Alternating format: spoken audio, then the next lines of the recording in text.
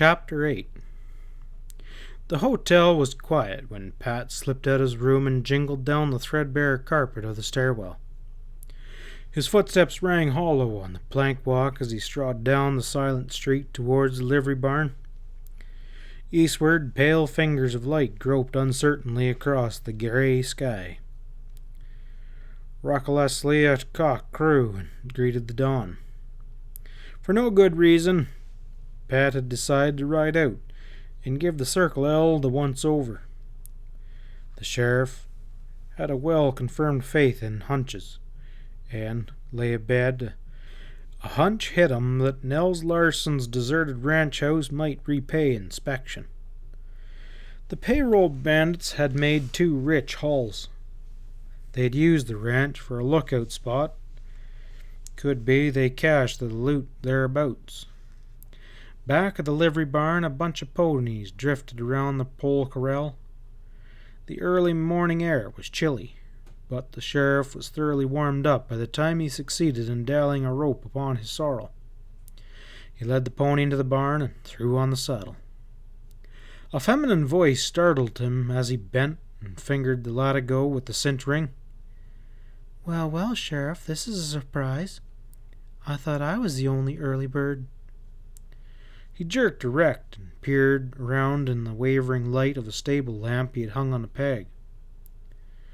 Miss Larson, what, no pies today? There was appreciation in Pat's grey eyes as they took in the girl's well-knit figure. June Larson was dressed in typical rider garb, denims tucked into spurred riding boots, a checkered shirt, even a gun belt buckled around her slim waist. Her hair was gathered beneath a wide-brimmed Stetson. The sheriff knew well that she was as coolly capable as she looked. He had seen her, a spindly-legged girl of 14, in cotton shirt and ragged jeans, racing over the hills on a half-broken bronc, rigged with nothing more than a rope halter and a saddle blanket. No payrolls, no buyers, she laughed. The town's flat broke. Anyway, I needed a day off. Thought I'd ride up to the ranch. I'd almost forgotten what a saddle feels like. Pat chuckled, nodded as the gun bumped against her leg. Prepared for anything, huh? The girl's firm lips tightened. If you were a woman, Sheriff, you'd know I need to be. When some of those big he-wolves take a few drinks, anything with long hair is fair game. She led a pinto from a stall, waved Pat back when he offered assistance, and smoothed a folded blanket across the animal's back and lifted down her saddle. Are you going my way? She inquired, swinging the saddle across the pony's back. Planned on going all the way. Well, that's dandy. June's voice was muffled as she stooped to grab the swinging clinch. It appears your spread is tied in with these hold-ups. She straightened with an amazed gasp. The Circle L, but it's deserted. Briefly he told her of the signal lantern and Blondie's unintentional confession of the duplicity. Did this woman implicate the gang? Asked June wide-eyed. No, they rubbed her out before she spilled the beans, corrected the sheriff hastily. But I got a hunch there's been some shenanigans around your old spread. The girl set a neatly butted foot into a stirrup and swung into the leather. Together they clattered over the loose planks of the barn floor and jogged along down the deserted main street. June set spurs to her pony as soon as the main part of Dutch Springs lay behind. The weary pony stretched out in a wild gallop, head stretched forward with hooves pounding and tail flying. Swinging easily in the saddle, the usually composed June Larson yipped and shouted in great glee. Thundering in her wake, the sheriff smiled in sympathy. He had appreciated how she felt after endless days before a hot stove. The girl reined down her panting pony and turned to greet Pat as he pulled abreast. Her cheeks were glowing, her eyes afire with life, and she inhaled lungfuls of crisp air. It's just wonderful to get away from that madhouse, she cried. I guess pie bacon does get kind of wearisome. Worrisome? I hate it, she returned. I sometimes envy all those dance hall girls with their jewels and dresses and good times. Then abruptly she stopped, her tone changed. I'm talking like a locoed fool. Oh, it must be the air. It's like wine out here. Ahead, the brown hills, dark seamed by ravines, rolled down to meet the plain. Cottontails frolicked in the mesquite. A black bear lumbered along the pinions that clothed the draw, with a casual backward glance at the two interlopers.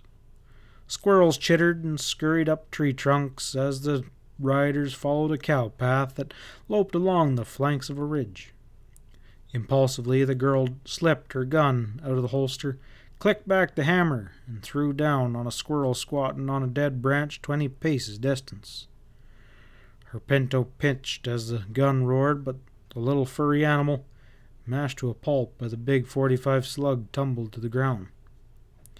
June shrieked with joy, then turned her head quickly to meet the sheriff's sober eyes. Oh, I'm sorry, she jerked out in quick reminiscence. The poor thing. As I told you, I'm a bit crazy this morning. Let it pass. Pat smiled at the tragedy in her blue eyes. That was a dang good shot. 2 hours later, the pair threaded through a growth of aspens in a shadowed draw. Through the slim tree trunks, the Circle L ranch house stood plain, on a bench high above the valley. This was no deserted ranch, decided Pat, eyes on the trail. The earth damp beneath the trees showed the impressions of many hooves. The sheriff mentally flailing himself for failing to bring Ezra along. The red-thatched rider would have read the story those tracks told like a newspaper. Maybe the pay train wreckers had doubled back and rode this way. Behind the ranch rose the slope of a hill, crisscrossed with cow paths. Below, the terrain dropped in succession of lightly timbered benches to the flat floor of the far-flung plain. Ravines bright green with chaparral twisted around the spread, spruce and pine thrust their heads high. As the riders pulled out of the timber, the sheriff eyed the Larson ranch with growing interest. Long and low-built, the house was timbered and chinked with mud.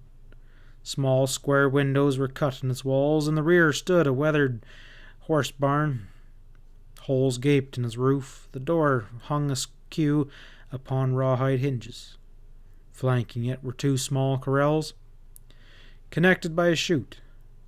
In a gully below the house, a small spring had been dammed with logs through which a pipe had been driven. A thin stream of water splashed musically from the pipe's end into a barrel below. June slipped out of the saddle before the long, slender trunk of a pine set upon 2 stumps that served as a hitching rail. She quickly knotted the reins around the pine and hastily towards the house. Pat loosened the cinches of the 2 ponies and followed. He stepped through the open door into a rudely furnished living room with beaten earth floor. An empty whiskey bottle with 2 unwashed glasses stood on a square table beside a glass bowled lamp. Pelts of mountain lion and coyotes were tacked on the wall. Before a circular iron heating stove, a dusty bear skin was spread on the floor. 2 wooden rockers and several straight-backed chairs completed the furnishing. In one corner, a litter of saddlery gathered dust. Doors on either end were closed. Pat surmised they led to bedrooms. He glimpsed a kitchen stove in the rear of the room. June Stenson's hat lay on a chair. On the smooth floor beside the chair, the sheriff noticed an amber-colored bone hairpin. Idly, he bent and picked it up and laid it on the hat. The girl's disgusted voice sounded from the kitchen. As I expected, dirty dishes. She came to the doorway with a bucket and held it smiling to the sheriff. You're deputized. You towed a bucket of water from the spring. It's below the house. Pat returned with the water. Now you go investigate, and I'll clean the house. The sheriff watered the ponies and tied them in the shade of the trees, and then he rolled a smoke and hoisted himself onto the hitching rail, gazing over the valley, outspread below like a map. A glittering strand of silver, the rail track stretched across the yellowing plain. Out of the haze-shrouded range lay to his left the dark flanks of Coyote Ridge. With his glass, Pat scanned the long, undulating line of its crest and picked out the square notch that was the cut. Simplest thing in the world, he ruminated, to watch the rail track below from the house and flash a signal when the pay train steamed down valley. But his job was to find the loot. He slid off the pole, crossed to the ponies, and stowed his glass away. First, he climbed through the poles of the nearest corral and walked over the roughened ground scarred with hooves and thick with grey wash. There was no signs of digging here. Neither the chute nor the other corral gave promise. He peered into the horse barn. 3 stalls at the back were heaped high with hay. The sheriff sighed, for the sun was high and the barn stank with manure. He picked up a fork and commenced pitching hay out of the nearest stall. The third and last stall was emptied, and Pat was wet with sweat when June's calm voice sounded from the door. The girl's earlier exhilarance had evaporated, and she'd regained her customary casual calm. Coffee's ready, and pie. That's the best I could do. The sheriff straightened his aching back and set the fork against the wall. That's a feast, he assured her wholeheartedly. Any clues? Not a sniff, except dung fresh, too. Someone's been around. Take a look at that. He dolefully indicated the towering piles of hay. I pitched that out of the stalls and got nothing but exercise. Comfortably filled, Pat relaxed in a kitchen chair and made a smoke and lazily watched June washing the dishes. Staying long? She inquired. Oh, till about sundown, I reckon, grunted the sheriff. Figure on combing the spread. I still got a notion the gold's hereabouts. The girl's smooth brow wrinkled in perplexity. Why would they pick the Circle L? There's thousands of hiding places around these hills. Pat sucked his cigarette methodically. Well, there's plenty of sign under the aspen, and the Glutes posted a lookout right here. I gamble my hunch ain't far off the target. There's a reward for the recovery of the loot, isn't there? Enough to put the guy who noses it out on Easy Street. Care to give me a hand? 50-50. June laughed. No, sir. This is my day off. I'm heading back to town anyway, just as soon as I'm through with these dishes. I ain't driving you away. Pat spoke with sudden compunction. No, returned the girl decisively. I just don't want to stick around. This place, it brings back too many memories. Recollection of the abrupt and violent split-up between the tough-fibred Nels and his attractive young wife restrained the sheriff from further urging. Balanced in the saddle with careless ease, June disappeared into the shadows of the aspens. Left alone, the sheriff again went to work. In a corner of the kitchen ceiling, he noticed a square aperture that gave admittance to an attic above. He pushed the table beneath the opening and climbed up upon. Head protruded through the hole, he examined the attic. It was apparent at a glance that there was no loot hidden up there. On either side, the roof sloped back to the plank floor. At each end, an opening about 2 foot square allowed free circulation of air. A swarm of hornets had built their nest in one corner and attached to it, like an earthen football to a rafter. Like specks of gold, they hovered in the sunlight. At the other end, A chipmunk was perched on the window ledge, bushy tail erect, watching Pat with bright, beady eyes. Sight of the little animal brought the episode of June and the slaughtered squirrel into the sheriff's mind. Such wanton cruelty didn't seem like June, he thought. After all, it was no worse than knocking down a jackrabbit. Still, it didn't quite sit right. Pat jumped down and pulled the table back into place. Then he began to examine the beaten earth floor, kicking aside the bearskin, and glanced under the brass breads. But everywhere the hard-packed earth was undisturbed. Where next? He leaned against the frame of the front doorway, questioning eyes roaming over his surroundings. Mentally, he put himself in the bandit's boots. If he had a sack of loot, where would he cache it? First thing would be to hit a hiding place that would be quickly found day or night.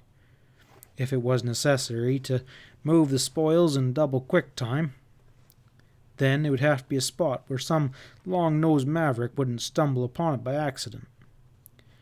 His gaze fell upon the water barrel set below the timber dam. He had seen that before a year back when he rode up to quiz Nels about a stolen horse. Like June's father, the bronc buster was never overly particular about a brand. It was the same brand, yet looked kind of different. How could that be different, Pat argued mentally, if it was the same? In a flash, the solution jolted him. Then it was buried midway into the soggy soil. Now it was set on the surface. A growing excitement stirred his blood. He ducked beneath the pine hitching pole and dropped hastily down grade beside the spring.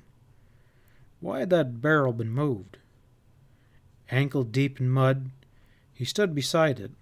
It was filled to the brim, the water seeping steadily over its moss-green sides as it splashed down from the pipe above. Grasping the slippery edge with both hands, the sheriff tried to rock the barrel, but it was firmly set, weighed by its contents. A thick fence post lay by the dam. Pat pushed one end into the mud beneath the barrel and tilted upwards with all his strength. And the barrel moved, tilted, and crashed over, its contents spilling around his feet, soaking his boots. But Pat had no thought for wet feet. In the mud, beneath the sight of the barrel, he glimpsed the top of the bulging leather sack. As feverishly as excited as a prospector who had located a rich strike, the sheriff dropped to his knees in the water and dug into the mud with eager fingers, and hoisted up a weighty pay sack. His eyes shone. The hunch had paid out. He groped in the muck and yanked out sack after sack heavy with coins and piled them in a muddy heap beside him. He was down to his armpits, soaked with water, plastered with yellow clay, groping for more golden treasure, when the sharp, metallic click of a cocked gun reached his ears. He froze, every nerve tight. "Stretch 'em, mister, and stretch 'em fast," rasped a cold voice.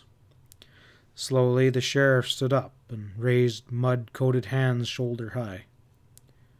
3 men stood about him, each with a leveled gun, white flour sacks covering their heads and masked their features. Through triangular slits he could see their eyes, gray and weary. They were clothed in rider's garb, gray shirts, denim pants, and spurred boots. The nearest reached forward with his left hand and swiftly unbuckled Pat's gun belt. It plumped into the mud. Then he prodded the sheriff roughly forward with the muzzle of his .45 and inclined his head in the direction of the house. "Rattle your hocks," he growled. The barrel nudged his backbone. Pat climbed the slope on lagging feet, his captors tailing him. Behind, they left the piles of yellow sacks, dripping with water, beside the overturned barrel. As he trudged up the rough trough, Pat inwardly cursed his carelessness. It stood to reason, he told himself bitterly, that they should have a lookout posted to keep cases on the loot. Probably spied on him all morning and laid dog-like until he hit the jackpot. What would their next move be? The hard barrel of the 6-gun, insistently digging into his flesh through the sodden shirt, was a vicious reminder. End of chapter 8.